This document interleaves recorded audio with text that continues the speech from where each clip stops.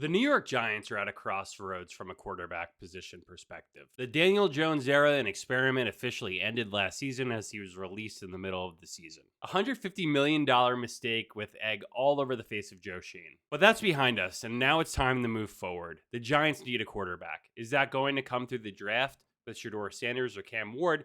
And if they're not there, is there a bridge option in quarterback available? The Giants are familiar with bridge quarterbacks. If you go back to the early 2000s, Kerry Collins came in as a bridge quarterback, a proven veteran who led the Giants to a Super Bowl in one season. And then in Eli Manning's rookie year, the Giants did bring in veteran experienced leader Kurt Warner where he played in a number of games during Eli's rookie debut before handing over the reins to Eli. So a bridge quarterback isn't a new concept for the Giants, their front office, and especially John Mara. Now, they can take a similar approach this offseason, and it could bolster the offense and allow us to be more competitive than we have been in years past. There's no chance Drew Lock comes back, Tommy DeVito, Tim Boyle.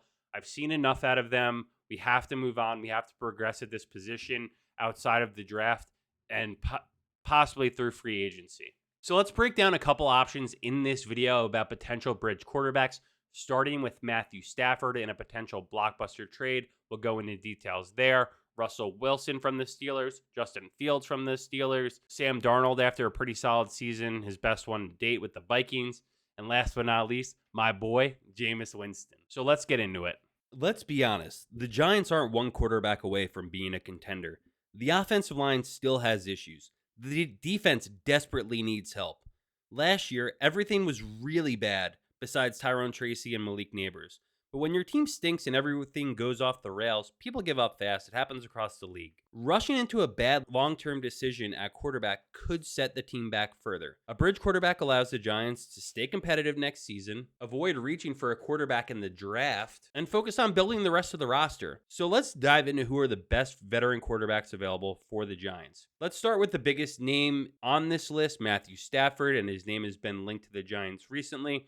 The Super Bowl winning quarterback is reportedly unhappy with his contract in Los Angeles, and if the Rams want to move on, the Giants could be in play. Here's where things get extremely interesting.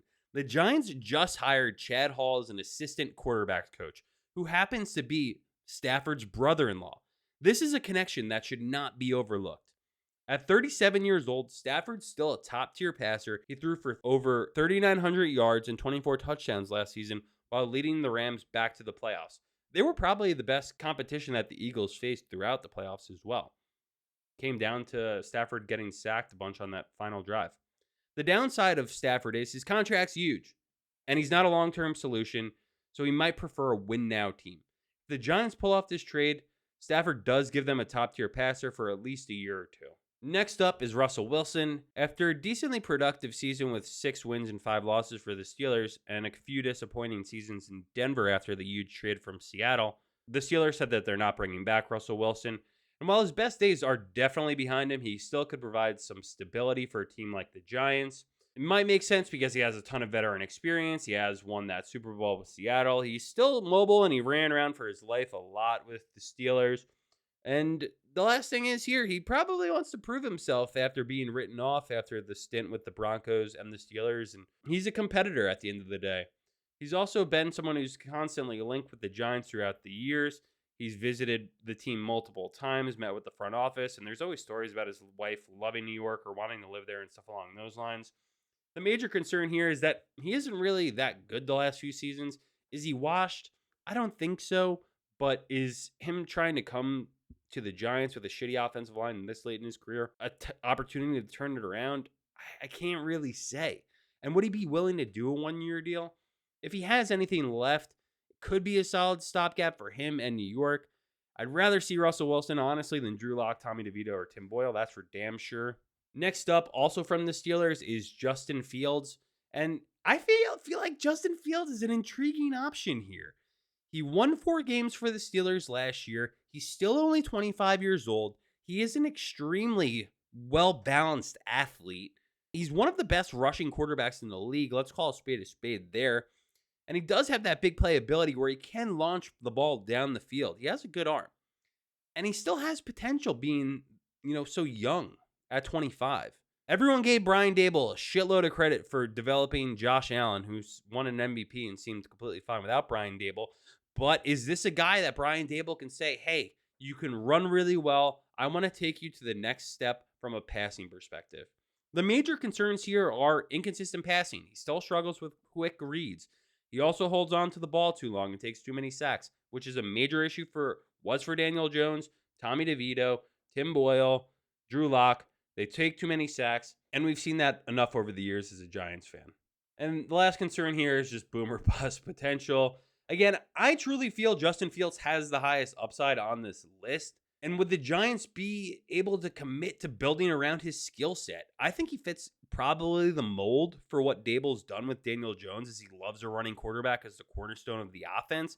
It's just a matter of committing to that and bringing him in and seeing what he can do. And, I think it's worth a flyer. Next up is Sammy Darnold, who's been around forever, but he's still only just 27 years old. That he was drafted by the Jets. Unfortunately, he never lived up to that draft hype. There was a combination of things that you could probably go to a Jets YouTuber for and find out why it didn't work out. But is there any chance he could be a fit for the Giants, right? Because he has shown flashes of talent in the right system. He absolutely balled out under Kevin O'Connell with the Vikings last season. There is no dispute about that. He had a great season.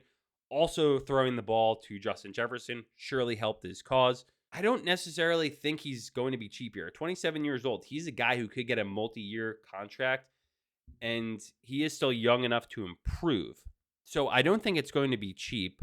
But let's be real. Darnold had his first productive campaign last season in a system with a great coach and a top-tier wide receiver. But he did also look really bad in the playoffs. The Giants' offensive line isn't even as good as the Vikings' O-line. So if that game is an indicator of how he would play under duress without the ability to escape the pocket, I don't like his odds of being a good Giants quarterback. I also assume he's going to get a multi-year deal, which I don't think fits into what the Giants front office is trying to do. And Sam Darnold doesn't fit into the Giants' Brian Dable offensive scheme because of his lack of rushing ability. If the Giants sign him, it would have to be like a one-year deal, see what he could do with the scheme that they put him in.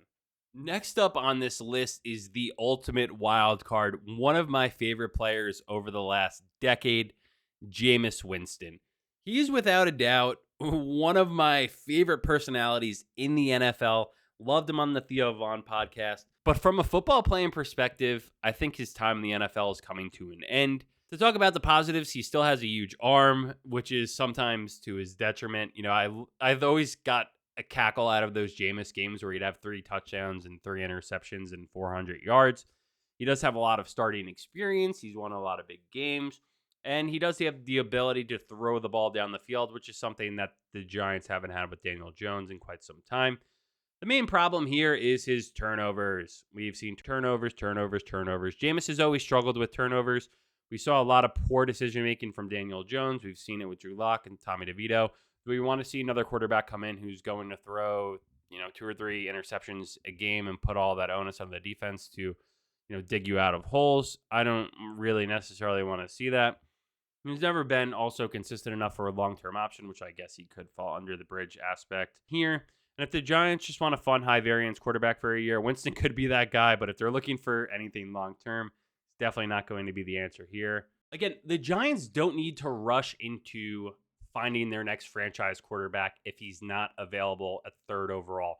Or maybe the Giants might not even want Cam Ward or Shedeur Sanders. So this is where a bridge quarterback could make sense. Again, in this video, we walk through a number of it, but to recap it, Matthew Stafford, aging veteran, but he's probably the best option. He is going to be expensive. He's got to cost draft capital in trades to get him, but he gives us a chance to win and make us a playoff contender next year, for sure, especially when you pair him with Malik Neighbors. Russell Wilson, experienced, but has been declining over the last 2 seasons. Justin Fields, tremendous upside still, and you saw glimpses of that in his 4 wins last year with the Steelers, but he's an inconsistent passer, and we've seen a lot of that with the Giants over the last 5 seasons. Sam Darnold, experienced, but not really inspiring, and he's going to get a long-term deal after the season. That's just really any way you slice it. Jameis Winston, boomer bust, but also very turnover prone.